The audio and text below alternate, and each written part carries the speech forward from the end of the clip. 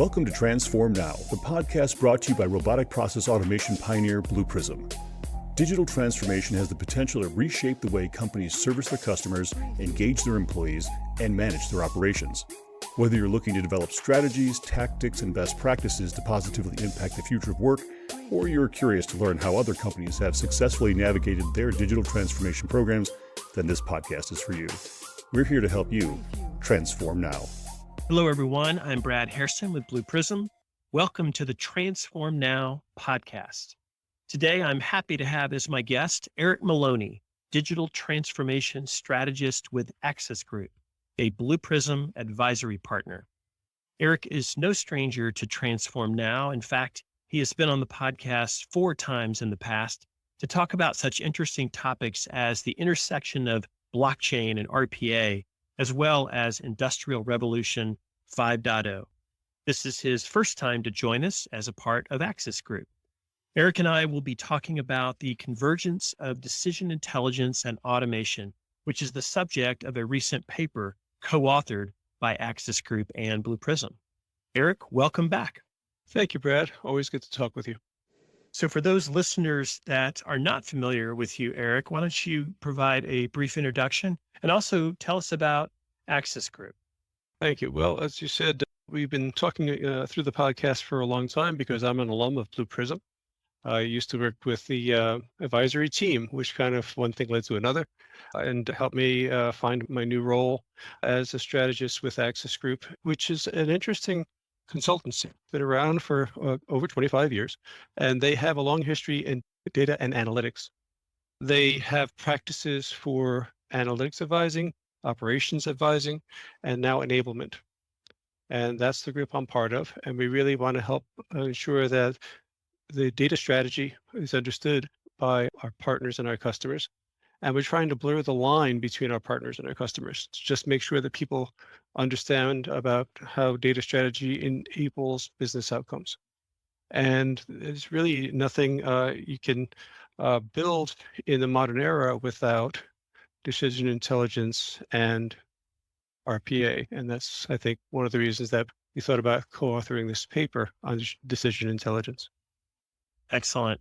So Eric, can you provide an overarching definition of decision intelligence? Is this a rebranding of BI and analytics or something broader than that?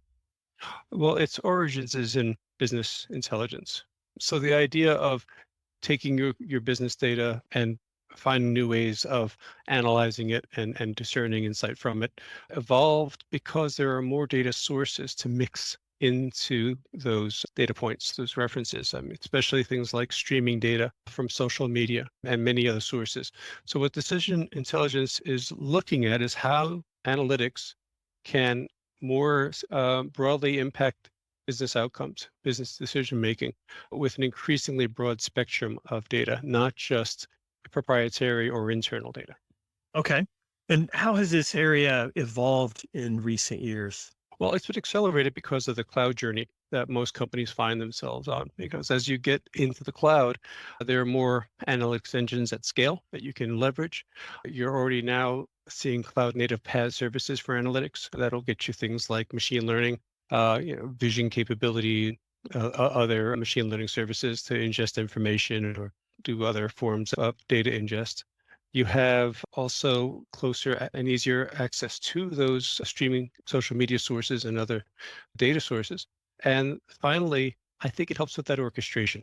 Because now that you're a cloud-based service or having access to cloud services, it's a lot easier to pull them up when you need them, shut them down when you don't need them, adjust your costs. So now you have a nice variable model for doing your decision intelligence planning and operations. Do you guys find that most customers are wanting to do decision intelligence in the cloud? Is that pretty much the norm these days?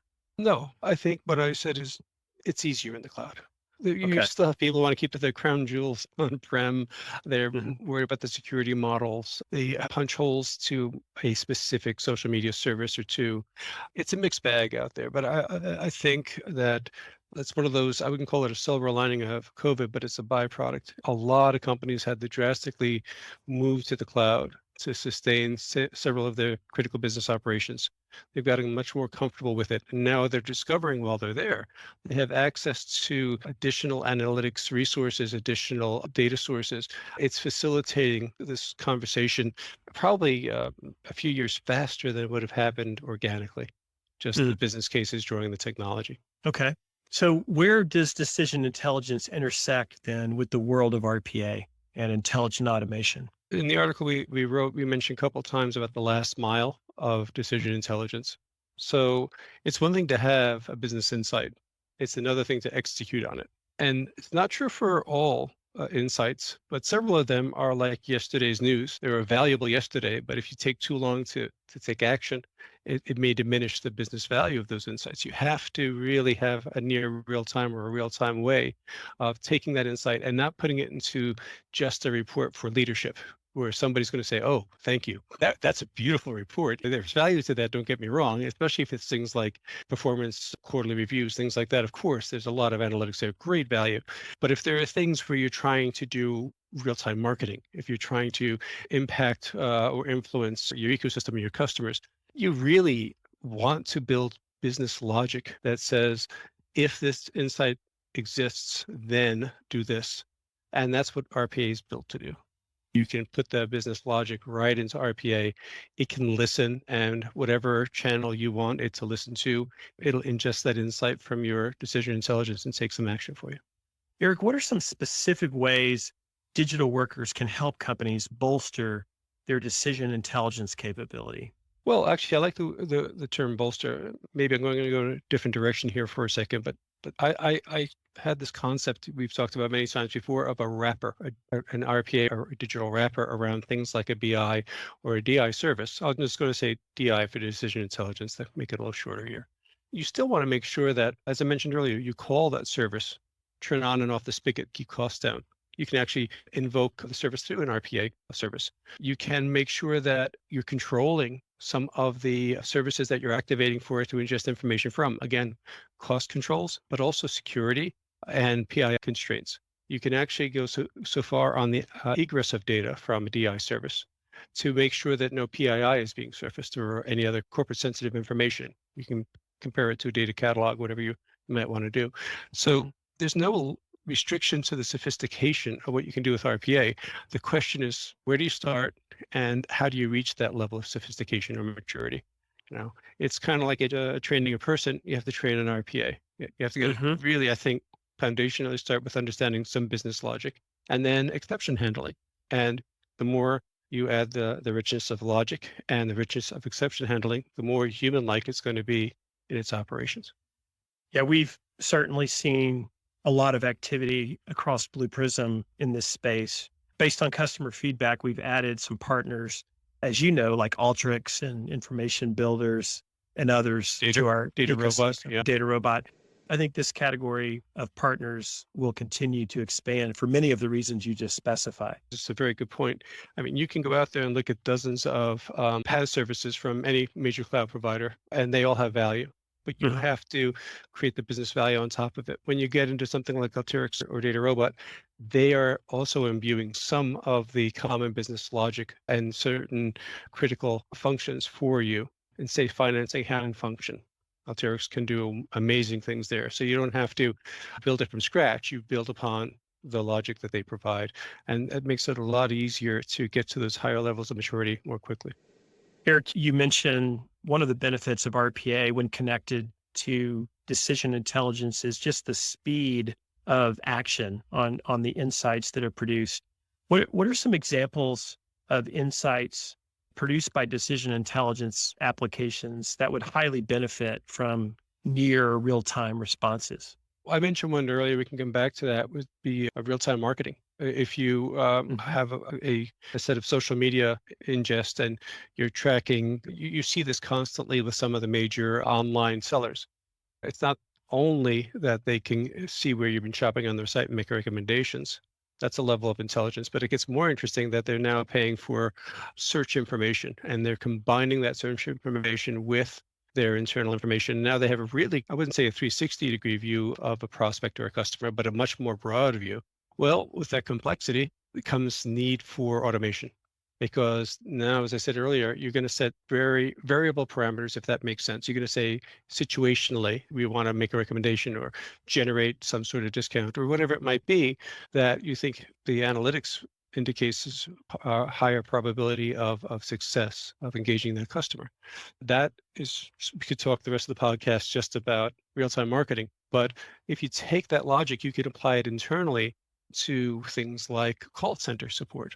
And we've had an interesting few conversations on this in the past. It's not necessarily, actually, it's not in this scenario to take out your customer service rep. This is not a bot scenario. This is you're enabling your customer success rep with surfacing just-in-time information to serve the customer on the line and to mitigate, get through those problems, predictive analytics to say, Mr. Customer, Miss Customer, this is how we can help you. And then enable you to build trust with the customer, potentially upsell, definitely maintain stickiness. All those are examples of decision intelligence at work. None of them would be possible without that last mile of automation. Eric, do you think just the general speed of business, which is clearly accelerating, will make it more and more important for companies to employ digital workers to act on business insights? That seems reasonable to me, but I'd love to get your opinion on that. The answer is simply yes, but it's having some permutations that nobody really thought about a few years ago, or nobody could qualify a few years ago. And that is just how it's impacting the nature of work. There are companies out there like Fathom, and Fathom is an interesting company because they saw this coming. They were good at saying that if you look at job descriptions of people in any role, where McKinsey said a third of all tasks will be automated in the enterprise over the next 5 years, Fathom actually said what job functions will be likely automated. So the role of somebody as an analyst won't go away, but a lot of the tasks that they do will be automated. And that means there'll be greater weight and expectations on those tasks that they maintain, the ones that require human analysis, human social skills, opportunity, qualification from a human perspective. Well, that's going to be very interesting. I think you have better metrics than I can cite about the transformation in things like call centers. You have almost where it was a problem of attrition. How do you have enough call center staff? When you enable them with RPA and digital intelligence, you can have fewer people doing a higher volume of work, which is good, but you also have a higher employee retention. Those call center people are happier to work in that call center because rather than being yelled at all day and having to jump through many different hoops into systems that they don't have direct access to, they can engage with digital workers who can proactively, predictively give them next best actions to deal with those clients. And at the same time, make it an interesting experience. And they can do all of the note taking to close out an instance with a customer support. There are just so many permutations of how work is going to transform because of DI and RPA. Right. And it seems like as quantum computing and things like that enter the fray, and now you're automating at an exponentially faster rate, you're going to need digital workers just to be able to respond to the outcomes from that highly accelerated pace. Well, again, simply yes, I agree. But there are two things I want to add on to what you just said. Okay. One is that it's not just things like quantum computing. You're right. The innovation curve of technology in blockchain and what it can do now with smart contracts and crypto and the world of NFTs for asset management, that's massively going to alter how work is done. So it's actually an opportune time to apply DI and apply RPA. So as those technologies are adopted and scale at a massive rate over the next few years, it'll be easier to ingest. And the second point I wanted to make is no matter how fast technology evolves and the flow of work accelerates, as you said, it still has to at some point touch human speed. Somehow or another, you need a bridge to us. And I can't think of many things like RPA that can build those bridges, because at some point it will have a channel or a set of channels to communicate back to people to say, this is how the insights were applied. I've reached a certain threshold of negotiation, or I've reached a certain threshold of authority. What can I do next? And then the human will have their semi-autonomous moment, a control human in the loop to say, yeah, you done good. I can see the logs. Go on and one more iteration with the client and I approve. Or no, we've kind of reached this point, disengage. So all those interim steps to get to that focused question for the human. They're all going to be automated. They're all going to be in the transaction log. Every automated task, every attempted automated task will be in the transaction logs. And then people will just have more comfort, trust that their time to engage in business activity will be much more highly valued. And they'll be doing things of more, as I said earlier, interest, but relevance to what they're trained to do. Right, right. Eric, all of this makes me think about one of Blue Prism's most famous solution concepts, that being rusty pipes, which was created by Dr. Liu, who I know you are very familiar with. This solution demonstrated how digital workers could leverage machine learning capabilities to identify corrosion in a pipeline while examining pictures of the pipeline, perhaps taken by a drone. This solution demo got a lot of attention, and it continues to do so, especially when you think about current events, the forest fires on the West Coast, the power outages in Texas, et cetera. Is this an example of a solution that you think will become more commonplace in the years to come as companies invest in the combination of high-powered analytics, machine learning, AI, and automation? Call it business analytics, decision analytics. I think the hyphenation is at scale. The answer is an unequivocal yes. And for people who haven't seen Dr. Liu's Rusty Pipes demo, it's out there in YouTube and other places. It's definitely worth watching.